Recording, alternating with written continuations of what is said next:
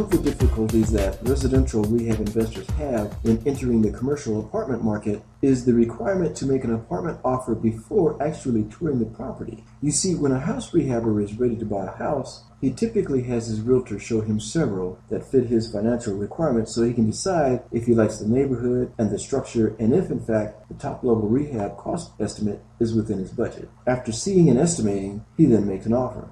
But there are three very important reasons why commercial offers are submitted before seeing the property. In fact, it's a sure sign of a novice investor when the first question the buyer asks is, "What's the address?" or "I'd like to see the property." Usually, a commercial broker will only show properties after a prospective buyer has signed a confidentiality or non-disclosure agreement and then examined the financial data first and made an offer. In the house rehab business, what a property looks like is extremely important. But in the commercial business, the most important factor is what the cash flow looks like. This is the first thing a savvy commercial investor always says. Send me the financial data. In most states, the landlord-tenant laws require that a tenant is given 24 or more hours of notice before you can visit someone's home apartment. This includes not only the inside, but also the outside or the yard, or even the sidewalk, or speaking to someone through an open door or window. This privacy must be respected, and you'll likely be breaking the law if you do otherwise. Also, a seller or broker wants to make sure that the buyer likes the cash flow numbers first before showing the property. Imagine how many hours of time you would invest if you're the seller of a hot property and 50 investors tour the property at all different times and then only one makes an offer. It's better to provide the preliminary financial data first, then show the property only once to a prospective buyer. Or what if you're the buyer considering 10 different projects? Why spend 50 hours of time driving all over town looking at properties that don't fit when you can spend only 1 hour of time doing a quick analysis of all the property's preliminary financial data? Then go see only one after the seller accepts your offer. Finally, it may be that the seller hasn't told the occupants that the apartment is for sale. The last thing the buyer or seller want is for occupants to start moving out because they're afraid their rent will go up with a new owner.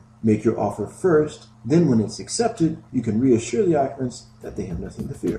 Thanks for watching, and if you know other investors who might find this type of information helpful, forward it, share it, and see more like it at investorsonly.net.